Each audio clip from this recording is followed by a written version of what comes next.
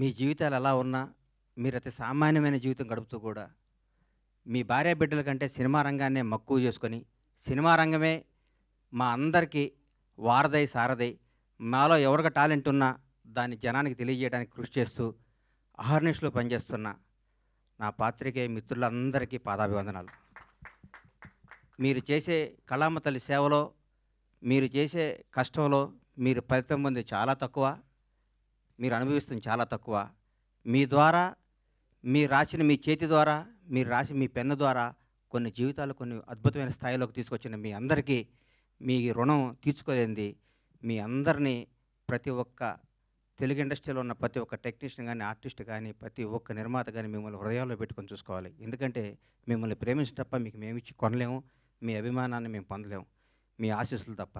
మీ అందరికీ ఫస్ట్ ఉదయపూర్వక ధన్యవాదాలు తెలియజేస్తున్నాను. ఎందుకంటే దాదాపు 7 సంవత్సరాల తర్వాత సినిమా రంగం మీడియా ద్వారా రావడం జరిగింది. మీడియా రంగంలో నాకు ఎంతో సన్నిహితులు.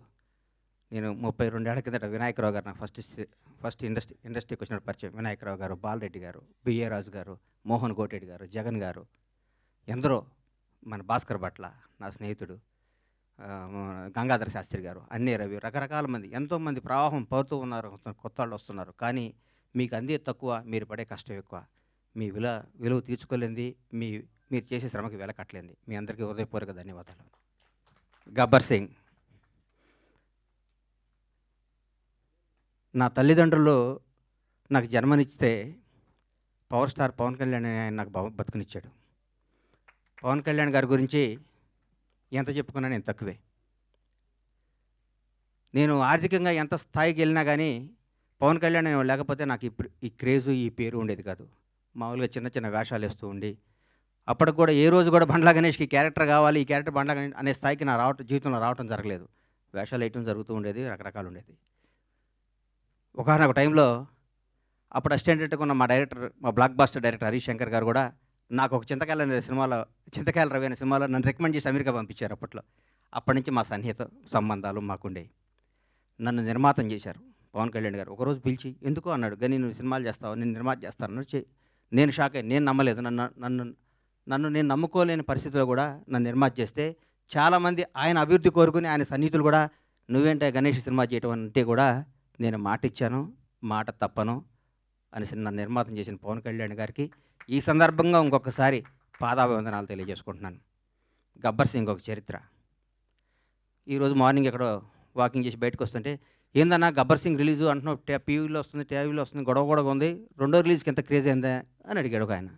నేనన్నా, హిందువులకి భగవద్గీత, ముస్లింలకి ఖురాన్, క్రైస్తవులకి బైబిల్ ఎంత పవిత్రమైందో పవన్ కళ్యాణ్ అభిమానులకు కూడా గబ్బర్ సింగ్ ఎంత పవిత్రమైందిరా బాబు, అది అప్పుడు చిరస్థాయిగా గుండెల్లో ఉండిపోయేది అని చెప్పాను. దాని గురించి మనం ఏం చేయలేం. ఈ సినిమా అణువణువున ఏ బ్రహ్మ ముహూర్తాన భగవంతుడు ఈ ముహూర్తాన్ని క్లాప్ కొట్టించాడో కానీ, ఏ బ్రహ్మ ముహూర్తం హరీష్ శంకర్ గురించి చెప్పాలి. హరీష్ శంకర్ అనేవాడు జీవితంలో కోపానికి పగకి తేడా ఉంటుంది. కోప్పడేవాడు ఎవడో హానికరదు. కోపం అనేది నీడపాము లాంటిది, అది కరిచిన ప్రమాదం లేదు. పగ అనేది నాగుపాము లాంటిది, కరిస్తే చచ్చిపోతాం. మేమందరం కోప్పడే బ్యాచ్ అది. మేము ఏదన్నా గబగబ మాట్లాడుతుంటాం కానీ మేము ఏది మనసులో పెట్టుకోం. మాకు ఆ క్షణం నా పని అయిపోవాలి, ఆ క్షణం అది అయిపోవాలి. అంతేగాని మాకు కోపమో, మాకు ఈగోనో, మాకు మాట్లాడటం రాదని మీరు అనుకోవద్దు. మేము చాలా చిన్న స్థాయి నుంచి వచ్చిన వాళ్ళం కాబట్టి, చిన్న కుటుంబాల నుంచి వచ్చిన వాళ్ళం కాబట్టి, ఈ రంగుల ప్రపంచంలో మాకు స్థాయి వచ్చింది కాబట్టి, ఈ రంగుల దాంట్లో మాకు పేరు వచ్చింది కాబట్టి, దీన్ని నిలుపుకునే తాపత్రంలో మేము గబగబా మాట్లాడి కొన్ని తప్పులు చేస్తే దాన్ని మీరు మనసుకు తీసుకొని మమ్మల్ని హర్ట్ చేశాడు, మీ చేతిలో పెన్ అనే ఆయుధంతో మా జీవితాన్ని మీద మచ్చరాయకూడదని మనస్ఫూర్తిగా మీకు కోరుకుంటూ, మీ ఆశీస్సులు ఉండాలని ఆశిస్తూ, మీ అందరి ఆశీస్సులతో మేము పైకి రావాలని ఇంకొకసారి కోరుకుంటున్నాం. ఈ గబ్బర్ సింగ్ అనే సినిమాని అణువణువున ప్రతి అడుగు, ప్రతి మాట, ప్రతి క్షణం, ప్రతి కష్టం హరీష్ శంకర్కే చెందుతుంది. హీరో గారితో అంతకుముందు నేను తీన్మార్ సినిమా తీశా. హీరో గారు ఎవరేం చెప్తే అది చేస్తాడు, పాపం నమ్మితే వదిలేస్తాడు.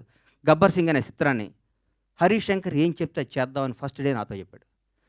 బాబు నేను షర్టు గుండీ లిపితే పోలీసు అడిగిపోతాడా అని అడిగాను నేను ఒకరోజు. నీకెందుకురా, నువ్వు దూరం కూర్చో అనేవాడు నన్ను. ఆయన ప్రతి ఒక్కటి అంత గొప్ప సినిమా. 12 సంవత్సరాల కెరీర్లో ఆ ప్రయాణంలో ఒక్కొక్కళ్ళు మల్లెపూలు ఇస్తే కొంత తల్లో పెట్టుకుంటే కొంత ఎక్కడో పెట్టుకుంటారు. హరీష్ శంకర్ని వాడుకునేవాడికి తెలుస్తుంది హరీష్ శంకర్ పవర్ ఏంటో. వాడుకునేవాడు ఎక్కడో పెట్టుకుంటే మనం ఏం చేస్తాం దానికి. ఇప్పుడు మల్లెపూలు ఉంటాయి, కొందరు తల్లో పెట్టుకుంటారు, కొందరు దేవుడి దగ్గర పెడతారు, కొందరు ఇంకెక్కడో పెడతారు. మా హరీష్ శంకర్ అనే ఒక డైమండ్ని ఎక్కడో పెడుతున్నారు. హరీష్ శంకర్ అనేవాడు నాకొస్తే, హరీష్ శంకర్ అనేవాడు ఎక్కడిదే ఆ పువ్వు అనేవాడిని ఎట్లా నేను చూపిస్తాను నేను.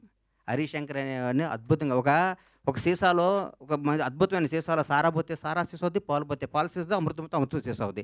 హరీష్ శంకర్ అనేవాడు సీసాలు అంటాడు. ఆ సీసాలో అద్భుతమైన సినిమా కథ చేసుకుంటే హరీష్ శంకర్ తెలుగు ఇండస్ట్రీలో రాబోయే 25 ఏళ్ళు డైరెక్టర్‌గా నంబర్ 1గా ఉంటాడు. నాకు తెలుసు హరీష్ శంకర్ అంటే ఏంటో. నాకు తెలుసు.